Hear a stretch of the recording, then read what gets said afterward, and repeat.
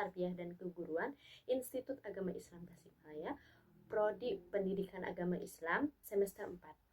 Di sini saya akan memenuhi tugas mata kuliah dari dosen pengampu saya, yaitu Bapak Ade Zainal Mutakin MAG, dan di sini saya akan menjelaskan tentang fenomena LGBT di masyarakat. Teman-teman di sini mungkin sudah tahu ya apa itu LGBT. LGBT itu adalah L-nya lesbian, G-nya gay, B-nya biseksual, dan T-nya transgender. Kemudian dengan seiring berkembangnya zaman, ada suatu fenomena yang timbul di Indonesia, yaitu fenomena LGBT, di mana seiring dengan berjalannya waktu dan teknologi yang semakin canggih, membawa pengaruh dan dampak yang sangat fatal dan beresiko untuk masyarakat khususnya di Indonesia. Fenomena LGBT ini menuai banyak pro dan kontra dari masyarakat. Meskipun dengan banyaknya menuai pro dan kontra tersebut, tetapi kaum LGBT ini tetap eksis di dunia maya maupun di real life, karena bermunculan organisasi gitu dan komunitas paguyuban yang lain yang tersebar hampir di seluruh Indonesia. Masalah teologis ini memang menjadi titik penting di dalam perdebatan homoseksual dan LGBT secara umum.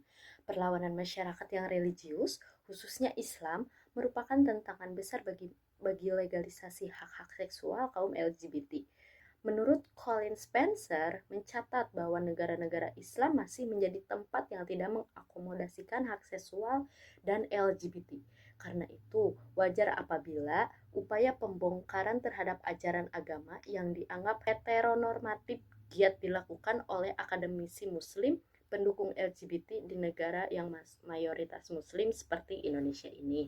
Ternyata bukan Islam saja loh teman-teman agama yang melarang LGBT ini. Ternyata agama-agama yang lain pun seperti Kristen, Buddha, Hindu, itu pun agama mereka menolak LGBT ini. Kaum LGBT ini bukan semata-mata mereka melakukan penyimpangan tersebut, pasti ada faktor ya teman-teman. Nah, salah satunya itu faktor keluarga. Faktor keluarga ini sangat berpengaruh besar pada seseorang yang melakukan penyimpangan tersebut, di mana seorang tersebut tidak rukun dengan keluarganya atau melihat keluarganya yang tidak harmonis gitu ya, sehingga mereka melakukan hal tersebut di luar lingkungan keluarga mereka karena untuk mengekspresikan diri mereka gitu ya. Nah, selain dari faktor keluarga, ada juga dari faktor rasa kekecewaan terhadap seseorang. Misalnya, si A, si perempuan ini ada berhubungan dengan si B, si laki-laki.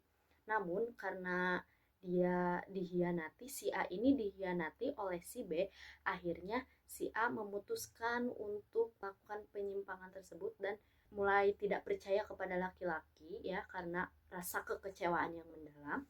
Kemudian dia melakukan penyimpangan terhadap perempuan gitu yang sesama jenis juga. Nah, faktor yang selanjutnya itu faktor pengaruh media sosial. Nah, yang dimana di media sosial ini sangat banyak beragam informasi seperti sekarang ada aplikasi khusus untuk kaum LGBT, di mana aplikasi itu merupakan aplikasi dating, yaitu aplikasi anonim teruntuk kaum LGBT.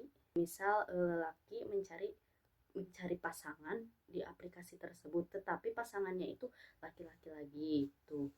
Adapun pengaruh sosial media seperti film-film atau drama-drama yang sekarang banyak sekali film atau drama tentang LGBT ini. Nah, setelah kita mengetahui faktor yang menyebabkan seseorang itu LGBT, fenomena LGBT ini sangat berdampak sekali ya, khususnya untuk pelakunya juga sangat berdampak untuk pelaku, yang kedua untuk keluarga, dan juga yang ketiga untuk masyarakat. Nah, dampak bagi si pelaku LGBT ini teman-teman, pastinya mereka akan diasingkan oleh orang-orang sekitar, akan dikucilkan gitu ya, karena orang-orang akan merasa takut kepada mereka karena takut menjadi korban ataupun bahwa orang yang menyimpang itu tidak normal gitu ya. Kemudian dampak terhadap keluarga. Tentunya dampak terhadap keluarga akan membuat keluarga yang mempunyai seseorang yang menyimpang itu akan merasa malu oleh tetangga, akan merasa dihina oleh masyarakat gitu, dan mereka akan merasa dikucilkan oleh masyarakat sekitar, serta si keluarga pun akan sangat kecewa terhadap si pelaku tersebut. Selain dampak pada si pelaku LGBT dan terhadap keluarga, ada juga dampak untuk masyarakat sekitar. Sudah pasti ya, dampak untuk masyarakat sekitar itu seperti masyarakat merasa tidak aman, tidak nyaman gitu dengan adanya fenomena LGBT tersebut. Mereka akan merasa terganggu dengan orang-orang tersebut gitu. Dan masyarakat juga akan khawatir kepada generasi penerus bangsa jika kaum LGBT ini tidak segera diatasi. Sekaligus juga akan merusak budaya-budaya, nilai dan norma di masyarakat yang ada, serta mengganggu psikologis masyarakat.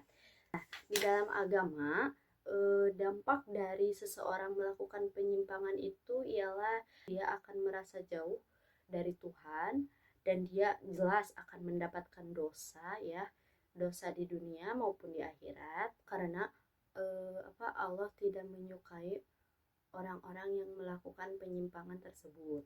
Nah, dengan adanya fenomena LGBT di Indonesia ini yang sangat meresahkan masyarakat, tentunya pemerintah tidak tinggal diam.